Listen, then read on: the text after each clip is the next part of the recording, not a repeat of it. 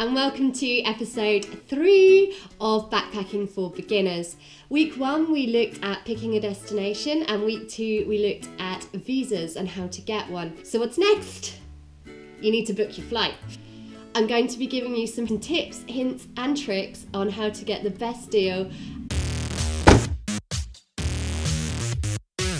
The easiest way for me to go through this video for you is to explain how I book my flights and why. Obviously, it's not a definitive, you do not have to do it this way. It's the way I do it because I find it works for me. You may find a different way works for you, and if you have a better way, you think, nah, you're always rubbish. You're always rubbish, Hannah, I've got a better way. Put it below, put it in the comments, share it with us. Sharing is caring.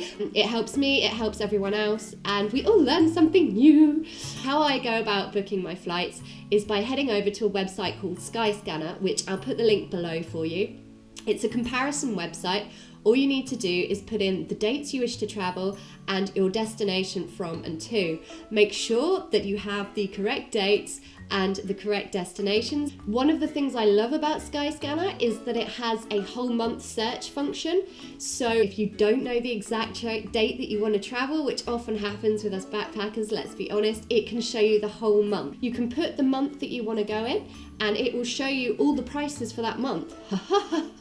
So that's a really good option. Another way to get a good cheap flight is to try and look for midweek ones. They tend to be just that little bit cheaper. Now, when you go on Skyscanner and you've put in your dates or your whole month or whatever and you click on it, it will bring up a list of flights, airlines and sort of travel companies offering the best deals. Once you've got that list of options, you can sort it by cheapest first. Yeah, we'll like cheap. I don't know if it does it automatically, but there's a little box just at the top which you click and it will all come up. It then gives you the information about the flights and everything else. There are links to the websites for the airlines or travel providers.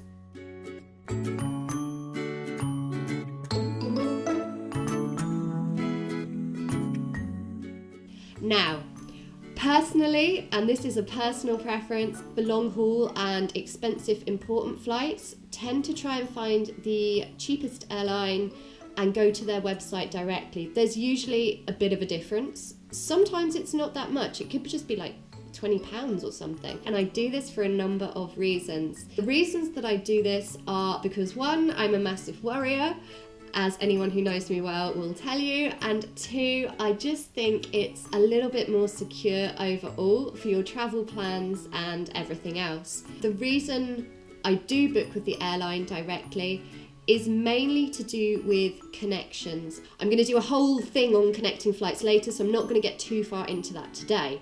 Don't quote me on any of this. This is how I understand it. If it's wrong, please tell me, but this is from my research what I understand to be the case. I don't want to tell you the wrong stuff. That would be bad. That would be very bad.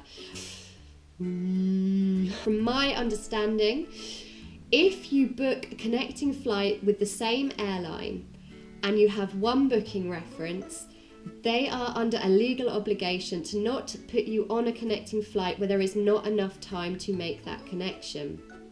This will not necessarily be the case if you're booking through a third party. And obviously, if you are booking your connecting flight through 2 different airlines, it is your responsibility to make that connecting flight.